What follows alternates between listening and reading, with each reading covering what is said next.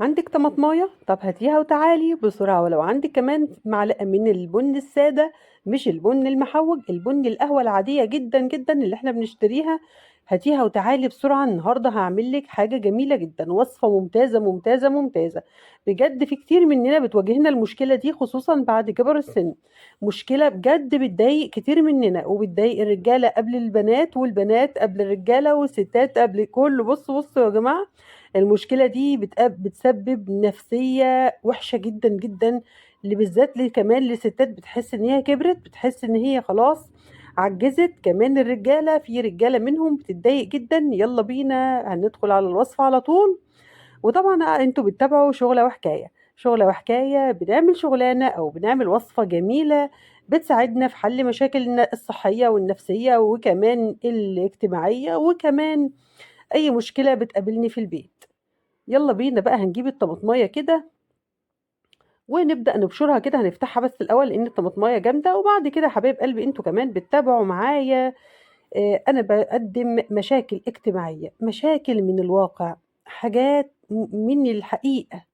بجد بتواجه أختي، بتواجه أختك، بتواجهني أنا شخصيا، بتواجهك أنت شخصيا. بتقابل عمتي، بتقابل خالتي، بتقابل خالتك، بتقابل تيتا، بتقابل ماما، بتقابل كتير كتير كتير مننا، وخصوصا بناتنا. وخصوصا بناتنا الأمارات العسليات الجميلات، اللي مخطوبة واللي متجوزة والكلام ده كله. هتقولي لي طبعا لو انت اول مره تتفرجي على القناه عندي، حط اللايك بسرعه واعملي سبسكرايب للقناه وشير للفيديو لو عجبك الفيديو. ان شاء الله في فيديوهات كتيره كمان هتعجبك. طبعا انا بحكي مشاكل علشان كلنا نستفاد، علشان بناتنا وعشان اخواتنا وعشان اصحابنا وعشان كتير مننا نستفاد من المشكله، ما نقعش في المشكله. لو قابلتنا المشكله نعرف كمان نحلها. يلا بسرعة بقى نعمل اللايك الجميل. وقبل ما ندخل على الحكاية على طول، يلا بينا نصلي على الرسول عليه أفضل الصلاة والسلام. ومع بعض زي ما انتم شايفين كل الخطوات مكتوبة على الفيديو من غير أي حاجة، يعني مش هنداري عليكم أي حاجة. زي ما انت شايفة كده الوصفة بالظبط قدامك وسهلة جدا، وبأقل المكونات تقدري تعملي حل سحري للشعر الأبيض. حل سحري يا جماعة للشعر الأبيض. بجد في كتير مننا جدا جدا بنعاني من المشكلة دي. بأقل الإمكانيات طبعا هنبطل صبغة، وهنبطل حاجات كتيرة جدا اللي فيها أمونيا بقى واللي مش فيها أمونيا والكلام ده كله. بنعرض شعرنا للنشفان، شعرك بينشف، شعرك بيقع، شعرك حاجات كتيرة جدا بتحصل، مشاكل كتيرة جدا. طبعا أنا زودتها هنا حوالي معلقتين بالظبط من المية، معلقتين بالظبط، ما كترتش، أو معلقة واحدة لأن الطماطمية بتاعتي كانت ناشفة. يلا بقى ندخل على الحكاية على طول. وزي ما انا قلت لكم صليتوا على رسول عليه افضل الصلاة والسلام. يلا بينا يا حبايبي. طبعا الست النهارده الأمورة الجميلة دي متجوزة بقالها سنتين، بس قالت لي انا احكي لك الحكاية من الأول. دي مأساة بجد، انا نفسيتي تعبانة جدا ومش عارفة اعمل ايه. اتخطبنا 3 سنين، حبينا بعض جدا جدا جدا. حبيته بالصدفة، يعني هو وقع في طريقي بالصدفة. عادي جدا، قابلت شخص، اتكلمنا، ارتحنا لبعض، حبينا بعض. وبعد ما حبينا بعض اتقدم لي. بعد ما تقدم لي بابا وافق، ماما وافقت، خلاص الموضوع فيه كل المميزات، خلاص تمام. بدأنا نتكلم مع بعض. انا احكي لك من الاول. بدأنا نتكلم مع بعض، فهمنا بعض الحمد لله. طيب انت كنت مرتبطة؟ لا انا ما كنتش مرتبطة، انت اول حب في حياتي. خلاص انا كنت مرتبط. قالت له ما فيش اي مشكلة. قال لها بس للاسف انا كنت مرتبط بواحدة قريبتي. الله اعلم بقى، بنت خالته بنت عمته. المهم هي ما رضتش تقول عشان طبعا المشاكل الاجتماعية. وبعد المشكلة دي طبعا هي البنت طبعا كان بيحبها حب جنون. اخواته بقى لما كانوا بيحكوا لي هم كمان، لحد الباسورد بتاع التليفون بتاعه كان بيكتب اسمها، على الحيطة بيكتب اسمها، على ايده بيكتب اسمها. الموضوع بصوا كان كبير جدا، كان بيحبها حب جنوني. خلاص الموضوع بالنسبة لي انتهى، لان انا اصلا خلاص انا اتخطبت ويشاء السماء العليم بعد 3 سنين اتجوزنا وخلفنا ولد وبنت. خلاص الموضوع انتهى. كل ما نقابلها في مكان، طبعا احنا هي قريبته، ان يحصل بقى فرح، يحصل ميتم لا قدر الله، يحصل اي ظروف في الظروف، فطبيعي ان احنا بنتقابل. هي وجوزها بيتقابلوا معانا وانا وجوزي. فالموضوع بالنسبة لي مش مسبب لي مشاكل، يعني انا جوزي بيحبني وانا بحبه، خلاص الموضوع متفاهمين والدنيا تمام. طبعا يقعدوا بقى اخواته، ده بتغير منها. حشو لما شافتها قالت ايه، عملت ازاي، ده بصت له، ده بص لها، ده عمل، ده سوى، ده كان، ده جرى، المهم بيحاولوا يخلوني انا متضايقه، هما اللي بيخلوني انا متضايقه. انت ليه اتضايقتي لما شفتيها؟ ما خلاص اللي حصل حصل، ما هي اتجوزت وانت اتجوزتي، وهي خلفت وانت خلفتي، خلاص الموضوع انتهى.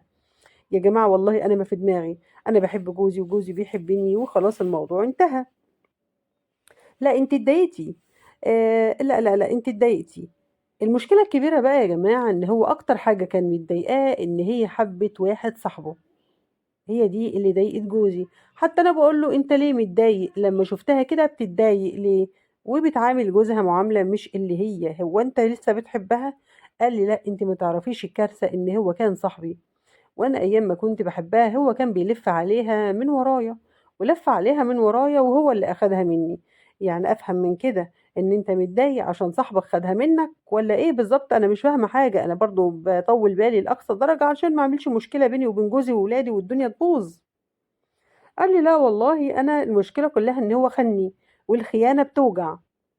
انا بحبك انتي، والله انا بحبك انتي، انا عارفه كده كويس. جاب لي حاجات حلوه كتير عشان ما اكونش متضايقه، بس قال لي ان حتى بعد خطوبتهم حصل حوار انهم سالوه عن صاحبه، قال رايه بصراحه، وابوه قال قولوا اللي تعرفوه. يعني هو لما البنت جت تتخطب قال له ده بيشرب حشيش وبيشرب كذا وولد بتاع بنات والحكايه والروايه. المهم هم ما صدقوش، ما صدقونيش لما سالوني عن صاحبي، وانا قلت الحقيقه والله ما كنت ما كنتش بتكلم. ليه عملوا كده وليه كانوا يعني ليه كانوا بيعملوا معايا الموقف ده، مع ان انا قلت بصراحة، قلت بصراحة ان هو كان صاحبي انسان مش كويس ووحش وبتاع بنات وبيشرب حشيش وبيشرب سجاير والكلام ده كله. يعني اقصد اقول لكم ان هو ما كانش منضبط. افتكروا طبعا ان انا بقول كده علشان ايه؟ افرق بينهم هما الاتنين، والكلام ده كله حصل مشاكل بين والدي ووالده والحكاية والرواية والكلام ده كله. ليه حصل مشاكل؟ انا مش فاهم ليه خدوني وقالوا لي ان انا كلامي كذب، مع ان دي الحقيقه، وحلفت لهم ان هو مش هينفعها. لكن واضح ان هي اصلا انسانه مش كويسه، ما تزعليش مني. لكن هو موضوع الخيانه لما صاحبي خاني، هو ده القصه كلها اللي وجعتني وتعبتني نفسيا. طبعا مشكله كبيره.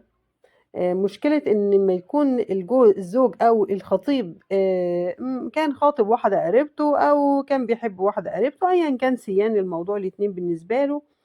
يعني لما بيتقابلوا بقى في المواقف الاجتماعية بتحصل طبعا قلق بقى، وإيه، لا بص لها، لا بصيت له، الكلام ده كله.